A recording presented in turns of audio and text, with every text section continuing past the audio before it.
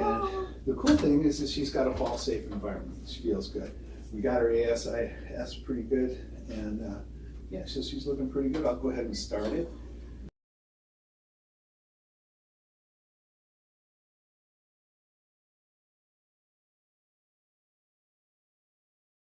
So what I'm going to look for now is allowing her to get a naturalized footfall, and we got her a little too high, so I'll bring the incline back up.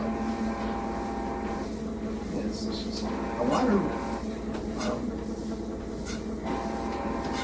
to be able to have good contact with the ground. You can hear, Julie, that your left foot's not dorsiflexing completely, so try to eliminate that sound.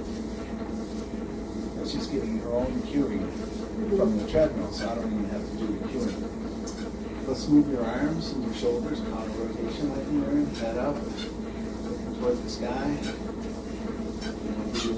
Typically, we like to give more body weight to neurologically challenged individuals because it's more functional. And orthopedic patients, let pain be the guide.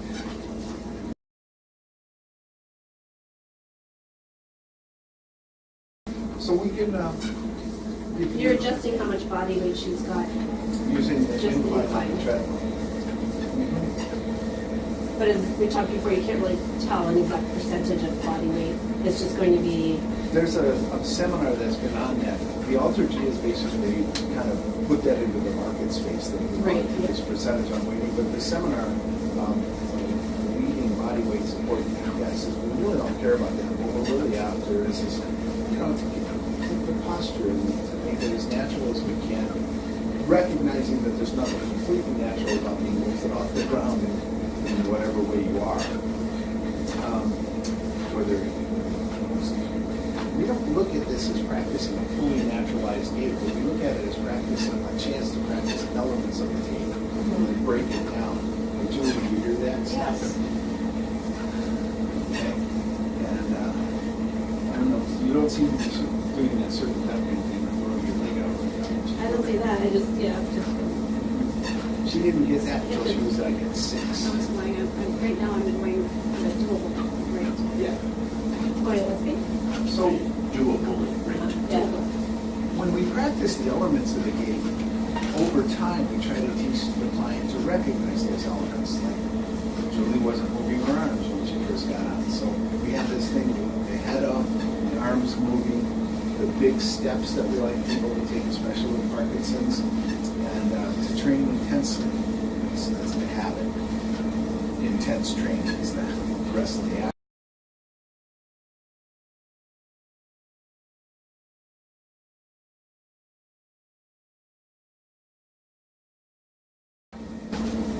And then we teach them to get off of the treadmill and to kind of bring that cognitive recognition in their mind again, in the cognitive sense of those elements. I want to stand here, and before I walk, I'm going to take my habit and get into it, so that they just don't get out of the car, especially with this doing gait and that kind of thing. Start that they stand in the car, charge off with their head up and the arms swinging. MS is different, so each pathology has some different approach, and your therapists are going to kind of bring their own judgment in that person's needs.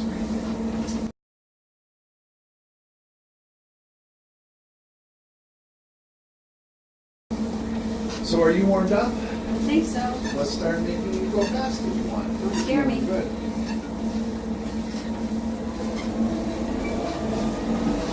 Normally our treadmills that we use, the ones that will be installed, will have controls where I'm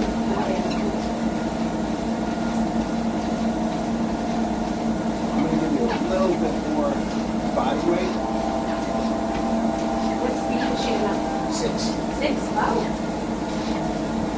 And even the left foot's clearing. Is she circumventing at all? No, her. A little bit every now and then, yeah, a little bit, but the fact that she's clearing the foot every time. She's clearing the foot. Yeah, it's getting, it starts to get a little bit wider. With the incline, clearing the foot is a little more difficult, and it's more challenging for her. If I lowered the seat, I lowered the Yeah. gap. The left leg is going up to the side a little bit more now. Widening the base a little bit.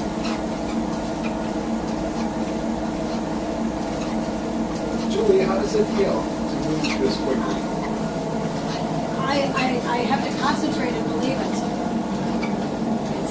I feel like I'm flying. And you know, these are all things that you could work on. She's kind of shifting her body a little bit more to the right now. But now that I said that, she shifted back towards the middle. Yeah. This is where, you know, in the home environment, the cameras could be helpful. Where we use mirrors. We tend to try to get our clients to install a wall of mirrors next to them.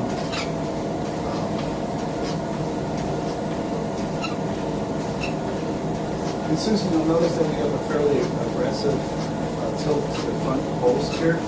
Maybe a little more so than we do for some. You mean more upright? Yeah, this than is usually typical. 15 to 20 degrees to vertical. Okay. If it's tilted back, we'll sometimes do that for a client who's very uncomfortable in the beginning because then they feel like more like they're sitting. Yeah. And then they'll move just the lower leg more. But Julie, who's actually rarely challenges her hip flexors, they're loosening up Yeah, just no, from yesterday. When she was first here yesterday, she could hardly.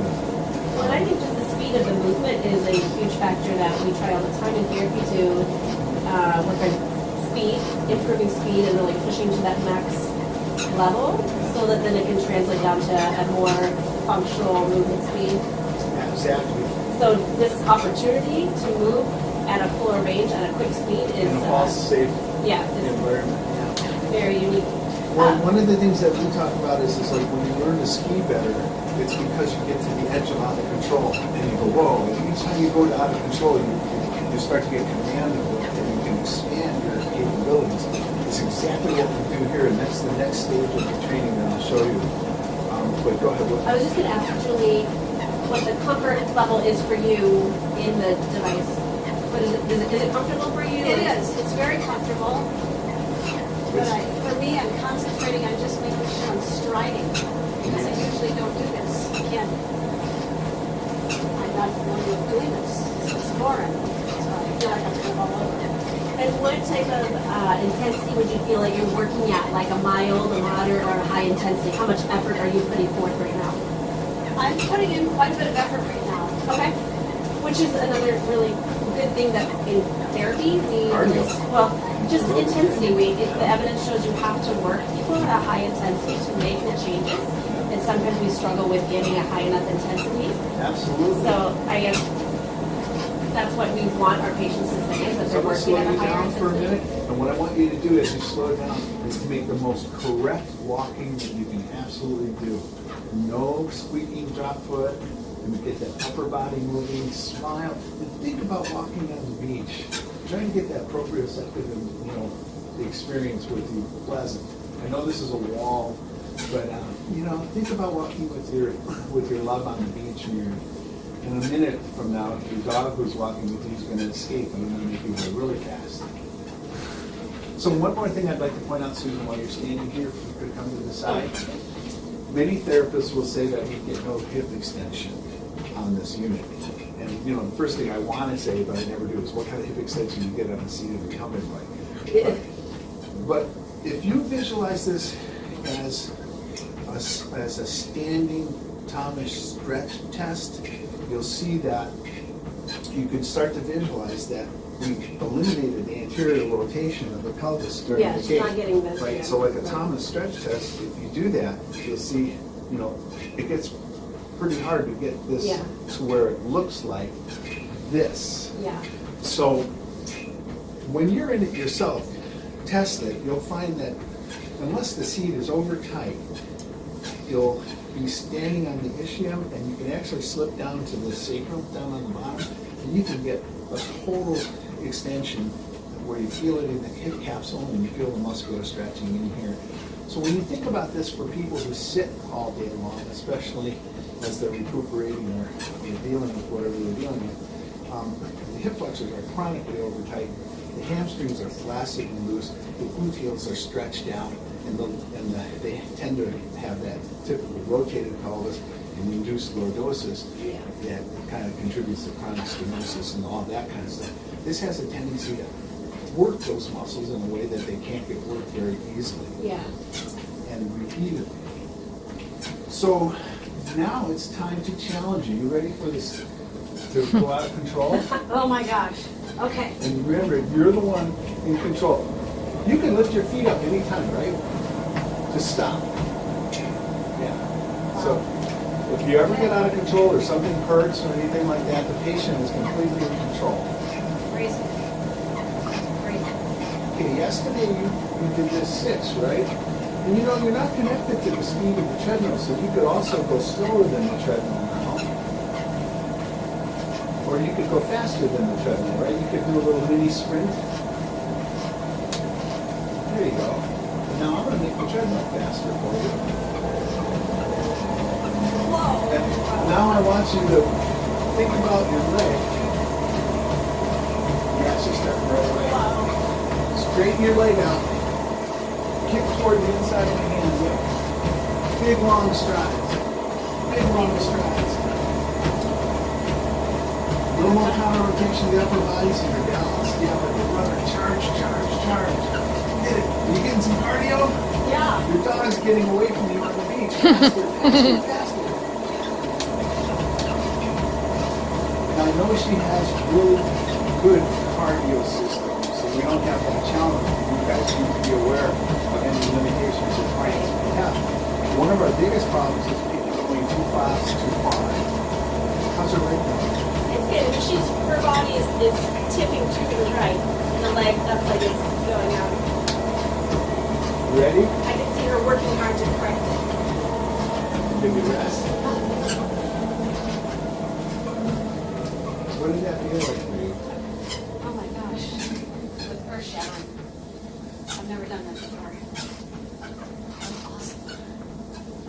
I wish I had a dog to run after. Wish you would. But it Wish what? I wish I had a dog to run after. You're a That's me. 59-year-old athlete on this. You just ran. You just ran at an ultra marathoner's pace. I can't believe it. Are you fatigued after that right now? My leg is. Yeah, I can see the left leg looks fatigued. Yeah, I now. feel like Yeah. it's starting to drop. Yeah, yeah. And it then is. usually if this was the case, I would stop. Yeah. I would just forget it and I would just walk like an old person. Well, stop speaking right now. You remember when you walk slow, I want you to walk correctly. Well, even the brain is dropping now. Yeah. Yeah, see no, that? I'm feeling Both very, legs are I'm dropping. feeling Both feet. very, very fatigued in my legs.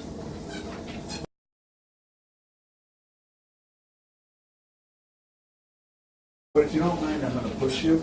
Just to, Okay. I want you to feel that safe fall-free environment, right? The rest of the treadmill. Remind me to push you back after. The treadmill belt took a slide.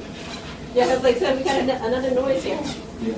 Yeah, oh, I see. Yeah, I feel like my feet are flopping, like they're both dropping. they are. Okay. Amy, is there anything you want to talk to her about?